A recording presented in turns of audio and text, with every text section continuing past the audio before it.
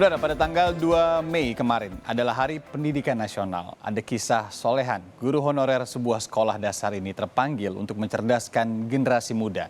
Selain dari honor mengajar, Solehan juga rela bertani untuk mencukupi kebutuhan sehari-hari.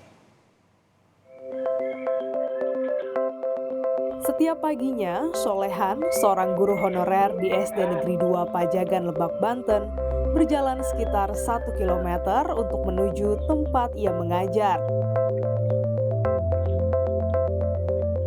Dengan sabar dan teliti, Solehan mengajar sejumlah mata pelajaran. Di tempat inilah hampir 20 tahun ia mengabdi sebagai guru. Ratusan siswa telah diajarnya, bahkan tak sedikit juga muridnya yang telah menjadi pegawai negeri sipil.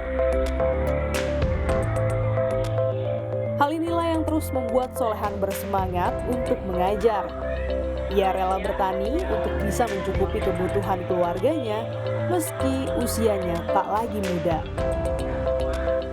Saya putra daerah ingin memajukan anak daerah sendiri, meskipun saya bagaimana di keluarga tetap saya mengedepankan pendidikan dulu. Karena pengabdian saya mudah-mudahan Allah yang membalas. Tapi mudah-mudahan pemerintah juga dibuka hatinya, dibuka matanya karena pengabdian saya. Mudah-mudahan melaksanakan tugas, saya ke sawah, ke kebun, ya, nyadap, macu, dikasih nama Pak, demi menambah penghasilan untuk menafkahi keluarga. Di Hari Pendidikan ini, ia berharap pemerintah dapat memberikan kesempatan bagi dirinya dan puluhan guru honorer untuk bisa mendapatkan penghidupan yang lebih baik. Deden, Kompas TV, Lebak, Banten.